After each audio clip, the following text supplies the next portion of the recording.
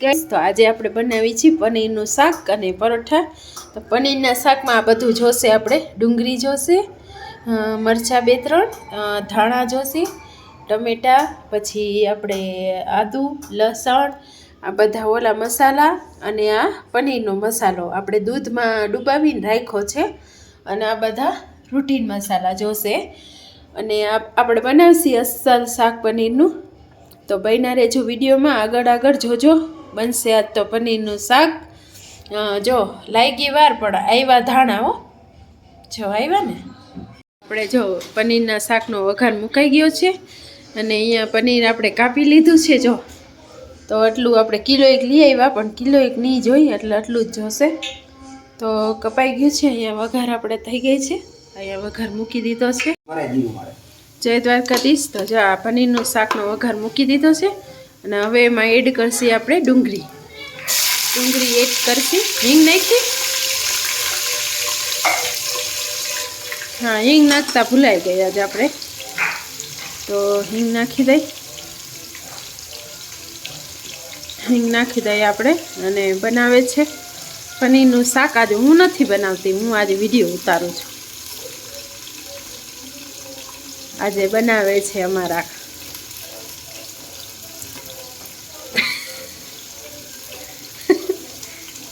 સાહેબ બનાવે છે કા સાહેબ। તો ડુંગળી જો આપણે આવી રીતના વઘારમાં નાખી દઈ, સાતળી લઈએ આપણે, ડુંગળી સાતળી લઈ। બોલો હવે આપણે એડ કરી છે લસણ, ખાંડેલું લસણ છે એ એડ થાય છે આપણે। આજે અમારા નાથ બનાવે છે ખાવાનું મતલબ પનીરનું શાક, એને બહુ સરસ બનાવતા આવડે છે કાવીરું। તો હવે આપણે જો આમાં લસણ એડ કરી દીધું છે, બૈનારીઓ આ ડુંગળી ને લસણ, અને બીજું શું એડ થાય છે મરચી। ઓકે, ગ્રીન મરચી છે, જેવું તીખું ખાતા હોય એટલું, બસ હવે ના નાખ, આપણે તીખું એમ તો ખાતા હોય બધા। હવે આને એકદમ બ્રાઉન થાય ને ત્યાં સુધી હાથડી લેવાની। બન્યા રહેજો વિડીયોમાં, આજ વિડીયો થોડોક મોટો થશે। હવે એમાં એડ કરે છે મીઠું, એટલે ડુંગળી ફટાફટ પાકી જાય। આજે આપણે અમે કંઈ ખાવાનું હળદી થઈ છે ને એટલે ભાવવાનું નથી, એટલે પનીરનું શાક બનાવે છે અમારા સાહેબ। આ અમારા સાહેબ છે,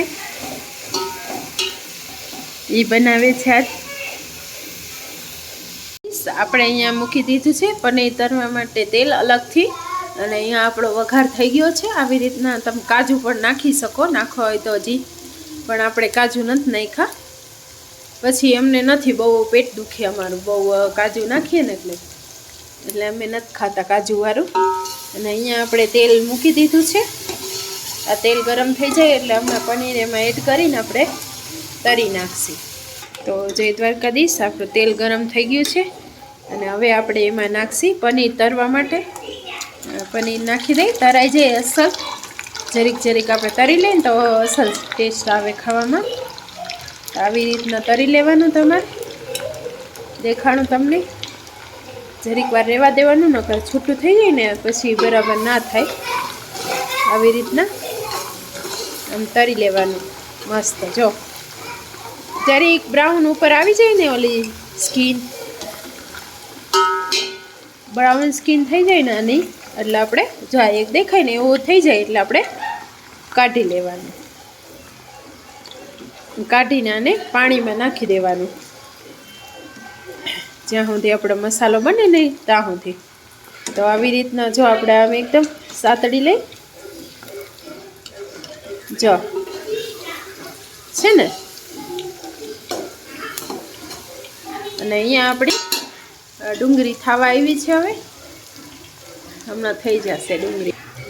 તો જો આવું કરી અને આમ પાણીમાં નાખી દેવાનું, એટલે હું અહીંયા અમારે ઠંડી હોય ને તો ઓલું થાય નહીં, ચડિયું ના થાય, ચડચડિયું, એટલે આવી રીતના આપણે બધું પનીર તરી લેશી। આમાં આપણે ડુંગળી ઓલી થઈ ગઈ છે, હવે એમાં આપણે આદુની પેસ્ટ નાખી દઈ, આટલું આદુ જોશે એમાં, આદુ નાખી દઈ અને હવે મિક્સ કરી। ઓકે, આપણે મિક્સ કરી નાખીએ। આદુને આમ દેખાતું હશે તમને આવી રીતના આપણે મિક્સ કરી લઈ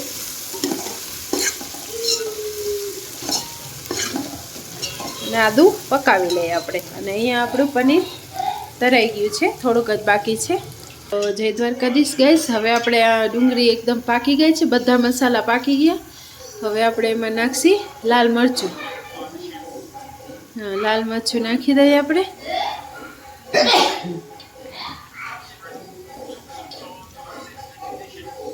થોડીક હળદર નાખશી ચપટી એક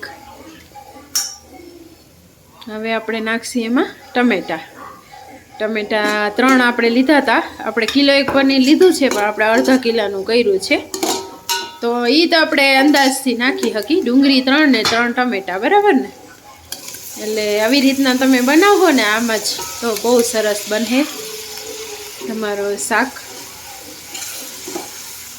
કેમ કે આપણે બહુ ગ્રેવી નથી જોતી એટલે આપણે આટલા ટમેટા નાખશી વાંધો નહીં વેધા તો આપણે રાખી દઈશું કાલે ખાઈ જાય કાલે શાકમાં કેમાં નાખી દેશી જોઈ શકો છો કેવો સરસ કલર આવી ગયો છે હવે આને પાકવા દેશી ટમેટાને હા ધાણા જીરું ને એ તો આપણા મસાલા બધા નાખવાના હોય એ નાખી દેવાના હા ધાણા જીરું નખાઈ ગયું છે કદીશ ગઈશ તો હવે આપણે ટમેટા થોડાક ચડવા આવ્યા છે હવે આપણે એમાં એડ કરીશું પનીરનો મસાલો જો પનીરનો મસાલો આટલો જોઈએ આપણે મેં તમને પહેલાં દેખાડ્યું એ અંદાજો રસોઈ બનાવતા હોય એને આવી જાય અંદાજો હવે આપણે મિક્સ કરી દઈ મિક્સ થઈ જાય પછી ટમેટાને થોડીક વાર પાકવા દઈએ અને આમાં જરીક ગરમ મસાલો એડ કરશી થોડોક સ્વાદ પ્રમાણે ગરમ મસાલો એક જ મિનિટ બેબી કરીશ તો હાલો હવે ગરમ મસાલો જીરીક એડ કરી દઈએ એમાં થઈ ગયો છે ગરમ મસાલો એડ અને ટમેટા હરખા પાકવા દેશી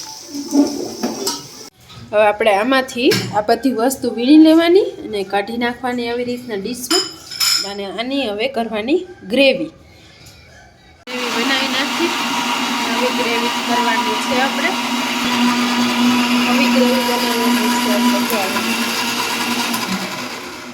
આવી ગ્રેવી કરવાની છે આપણે જો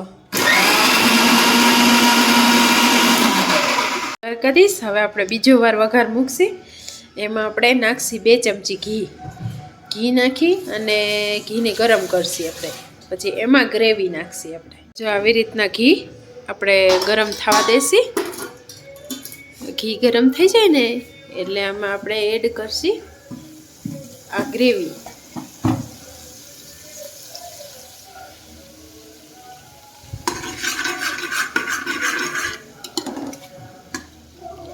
આમાં ગ્રેવી આપણે આમાં એડ કરી દઈ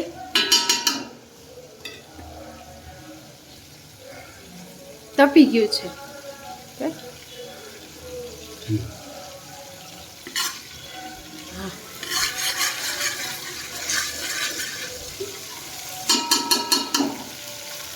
હવે આપણે એમાં વઘાર કરી પાછો બીજી વારનો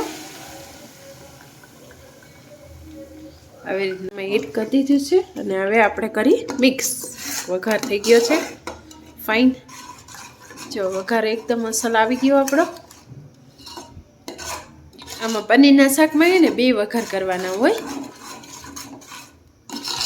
કા એક પહેલાં આ બધાનો ને પછી એક આ બીજો વઘાર આમાં બટર પણ નાખી શકીએ હોય તો પણ અત્યારે અમારા ઘરમાં નહોતું બટર એટલે મેં ઘી નાખ્યું બટરથી એકદમ અસલ થઈ શાક પાછા પૂછશે બેન અમારે અહીંયા બટર ના કે માખણ કે માખણ હોય ને દેશી માખણ આપણે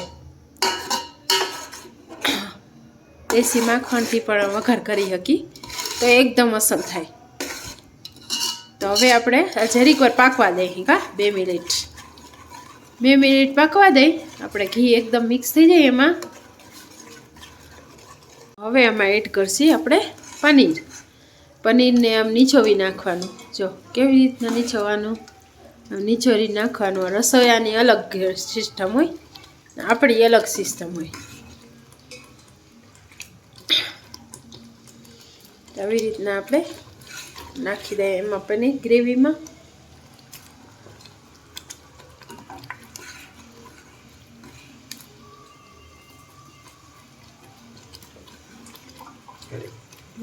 મિક્સ આપણે કરવાનું.